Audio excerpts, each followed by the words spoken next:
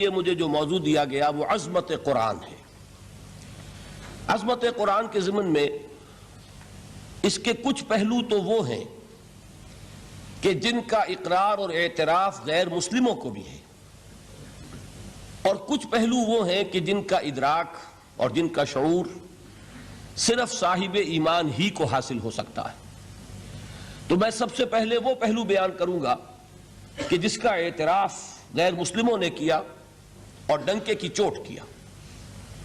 پہلی بات یہ کہ پوری دنیا میں یہ حقیقت مسلم ہے کہ جتنی بھی کتابوں کے بارے میں یہ خیال ہے کہ وہ آسمانی ہیں، الہامی ہیں، یا جتنی کتابوں نے خود دعویٰ کیا ہے کہ وہ اس کائنات کے خالق کے کلام پر مشتمل ہیں، ان میں سے صرف ایک کتاب ہے قرآن مجید، جس کی انٹیگریٹی، اوتھینٹسٹی، اس پر قطعاً کوئی حرف آج تک نہیں رکھا جا سکا۔ باقی کوئی کتاب اپنے اصل ٹیکسٹ کے ساتھ محفوظ نہیں ہے۔ میں ہندوستان کی جو کتابیں ہیں، وید اور ان کے شاستر، ان کے بارے میں تو میں کچھ عرض کرنا نہیں چاہتا، اس لیے کہ ان کتابوں کا اپنا دعویٰ بھی یہ نہیں ہے کہ وہ الہامی کتابیں ہیں۔ عام طور پر خیال یہی ہے کہ کچھ رشیوں منیوں کی اپنی تصانیف ہیں، لیکن جن کتابوں کا دعویٰ ہے، تورات، ہم بھی اس دعوے کو تسلیم کرتے ہیں کہ قرآن نے اس کی تصدیق کی ہے۔ اللہ کی کتاب تھی، فیہا ہدی و نور، قرآن تسلیم کرتا ہے اس میں ہدایت بھی تھی، نور بھی تھا۔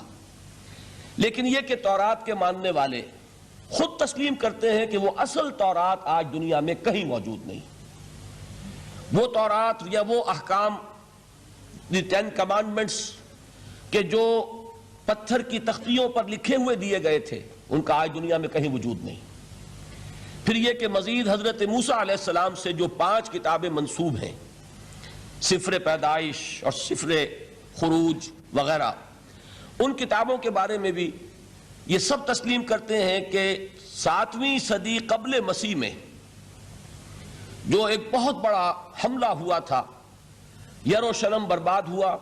پہلے اسیریوں نے حملہ کیا، پھر بیبیلونیا کا بادشاہ نیبوکڈ نظر، اس نے شدید حملہ کیا، یروشلم کو تباہ کیا، اینٹ کی اینٹ بجا دی۔ اس کے بعد سے وہ اصل نسخہ تورات کا پوری دنیا میں کہیں نہیں۔ 150 برس تقریباً یہودی ایک طرح کی جلاوطنی کے عالم میں رہے، اسیری کے حالت میں رہے بیبیلونیا میں۔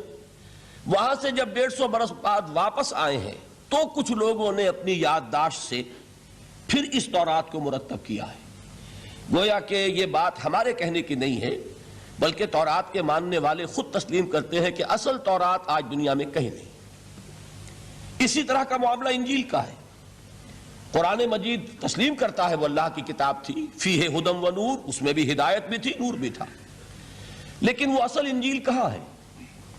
آج دنیا میں جنہیں کینونیکل گاسپلز کہتے ہیں، وہ 4 اناجیل ہیں، کوئی ایک انجیل نہیں ہے۔ میں نے ایک مرتبہ ایک پادری صاحب سے سوال کیا تھا اپنے زمانہ طالب علمی میں کہ which one of them is Bible, تو انہوں نے بڑا پیارا جواب دیا تھا، میں ان کی ذہانت کو خراج تحسین ادا کرتا ہوں۔ پہلے تو انہوں نے کہا none of them is Bible, لیکن اس کے بعد اپنی بات قائم رکھنے کے لیے بڑی ذہانت کے ساتھ ایک بات کہی، بائبل از ان دم، ان میں سے کوئی، ہم یہ نہیں کہہ سکتے کہ یہ بائبل ہے، لیکن بائبل ان میں ہے۔ ویسے آپ کے علم میں ہوگا کہ 100 سے زیادہ تھیں یہ اناجیل کہ جن میں انتخاب کیا گیا تھا، تقریباً 302 میں غالباً وہ نیکیا کی یہ کاؤنسل ہوئی تھی رومن ایمپرر کے زیر اہتمام، ان میں سے 4 کو چنا گیا تھا۔ یہ کینونیکل ہیں، باقی اپوکریفل ہیں، وہ غیر قانونی ہیں۔ بہرحال ایک بات بالکل واضح ہے، حضرت مسیح علیہ السلام کی زبان یا عبرانی ہو سکتی تھی یا ارامائک، اور ان دونوں زبانوں میں انجیل کا کوئی نسخہ آج دنیا میں موجود نہیں۔ جو اس کا سب سے قدیمی نسخہ ہے وہ بھی گریک ٹرانسلیشن ہے، تو معلوم ہوا کہ ٹرانسلیشن تو اصل کبھی ہو ہی نہیں سکتا۔ واقعہ یہ ہے کہ کسی بھی زبان سے کسی دوسری کتاب کو جوں کا تو منتقل کرنا ممکن نہیں۔ قرآن مجید کا یہی وجہ ہے کہ علماء ایک بہت طویل عرصے تک ترجمے کی مخالفت کرتے رہے کہ کہیں ایسا نہ ہو کہ اگر لوگوں کی توجہ تراجم کی طرف ہو جائے تو اصل ٹیکسٹ کی طرف سے توجہ ہٹ جائے.